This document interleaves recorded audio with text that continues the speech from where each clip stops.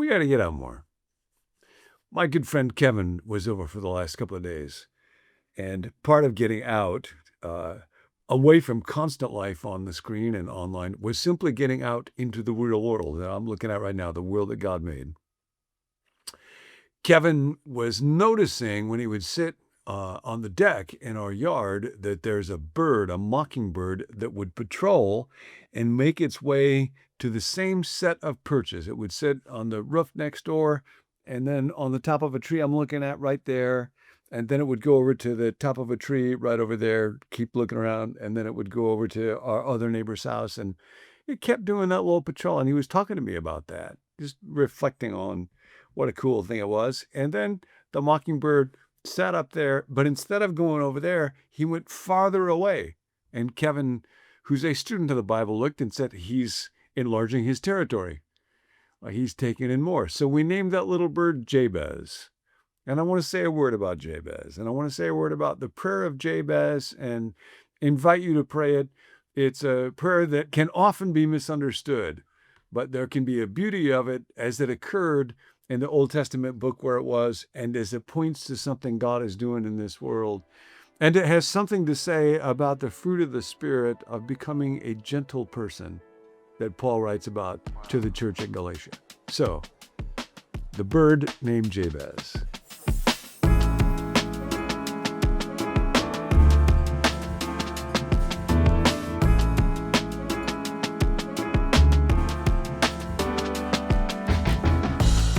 This is from the book of 1 Chronicles,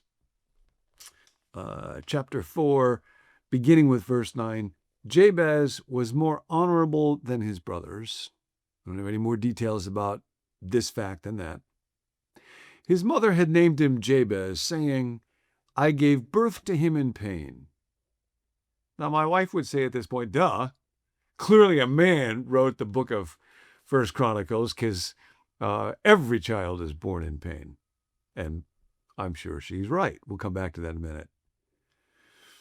I gave birth to him in pain. Jabez cried out to the God of Israel. Now, this is a way of talking about prayer in the Old Testament. So this is an invitation. This is watching a human being who prays. We live by prayer. Jabez cried out to the God of Israel, oh, that you would bless me and enlarge my territory. Let your hand be with me and keep me from harm, so that I will be free from pain. And God granted his request. Now, what's actually going on here in this little passage? Well, names, as you might know, in the ancient world were a real significant thing. And in this case, the name Jabez is actually a kind of play on the word pain. It's one commentator on this says it's like his mom, instead of pronouncing it Jezeb, pronounce it Jabez. And so it's referring, first of all, to the fact that the curse is still in effect. This brings us back to Genesis, the 3rd chapter, as you might know, where human sin brought the curse. And part of what God says to the woman is, from now on, in pain you will give birth to children. So she's remembering that. But by shifting the letters in his name, there's also a kind of an expression of hope that maybe one day pain, maybe one day the curse, maybe one day the brokenness of the human race might be changed. And as you might remember, if you're a Bible kind of person, back in Genesis 3, that little hint, that little hope is kind of tucked away there, because when God's pronouncing the curse on the serpent, part of what God says is, I will place enmity between you and this woman and her offspring and your offspring, and you will strike at his heel, but he will crush your head. One day, the curse and the author of the curse and the pain of the curse is going to meet its match in the offspring of a child of Eve. So that's part of what's going on in this passage, is a hope that the pain, the curse, might yet be defeated. And she gives her son a name that will remind him of that. Many, many years ago, this is common in certain cultures. I was in Ethiopia, and I met a man, I think his name was Negusi, and he said in Amharic, he was the last of something like 15 children, and his name actually meant security. And for his parents, it was their way of reminding him, you're the last kid, and there's not much of a safety net in our society, so you're it. You are our security. It would be like in our day, naming a child little 401k or little Ira. Lamech, who's a real bad guy in the book of Genesis, names his son Noah, which is a name that sounds like the word for comfort, and does a similar thing, so that in the face of the curse which has befallen the ground, and had also fallen on Lamech because he's the guy that invented polygamy in the Bible, and he was a murderer, maybe Noah will bring us comfort in our old age. So this is part of what's going on in the story of Jabez, that maybe there will be a relief from the curse. And then Jabez prays and asks God, oh, that you would bless me and enlarge my territory. Now, this is what the bird Jabez is doing, is flying around enlarging its territory. Sometimes this gets misunderstood or thought to mean, give me a bigger real estate portfolio, and blessing just becomes actually quite a selfish thing. I want to have this job. I want to have more money. It's not bad to talk to God about that. And God knows I have those kind of desires. They can get out of whack. Part of what I need and want to talk to God about. But that's not what's going on here.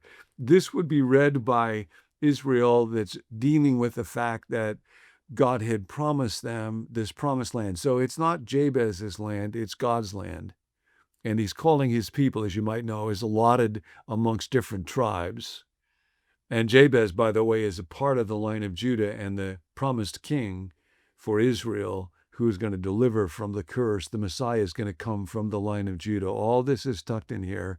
So he's really saying, God, would you help me as we have this commission from you to occupy this land, to make it into a place flowing with milk and honey, a place of shalom. And of course, the original idea when God wanted to begin a community with Abraham was not just for Abraham's sake, not to bless Abraham just so that Abraham would be blessed, but so that he would become a blessing, so that all the peoples of the earth will be blessed, so that it would spread and spread and spread, so that his territory would be enlarged, not for his ego, not for his gratification, but for love of the world that God cares about so much. And so that's part of what Jabez is praying. That's the context for the prayer. This is not just an individual saying, God, make me rich.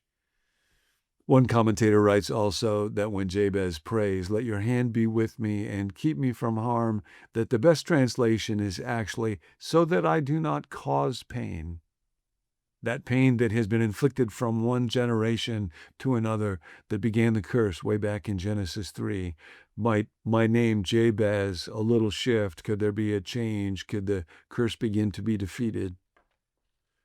At church a couple weeks ago, even though this is summertime, we sang a song that normally we associate with Christmas, Joy to the World. But it was actually not written about the Lord has come. When it talks about the Lord has come, it's not referring to Jesus coming as a little baby in Bethlehem. It is referring to the day when he will come back and rule the world. And pain and the curse will be overcome. And one of the verses in it goes, no more let sin or sorrow reign, or thorns infest the ground. He comes to make his blessings flow, far as the curse is found, far as the curse is found. Now, we live in a day when the curse infects the ground and lots of other places, including screens. In Jonathan Haidt's book, he talks about how often bullying takes place, kind of the opposite of the gentleness that Paul calls the fruit of the Spirit.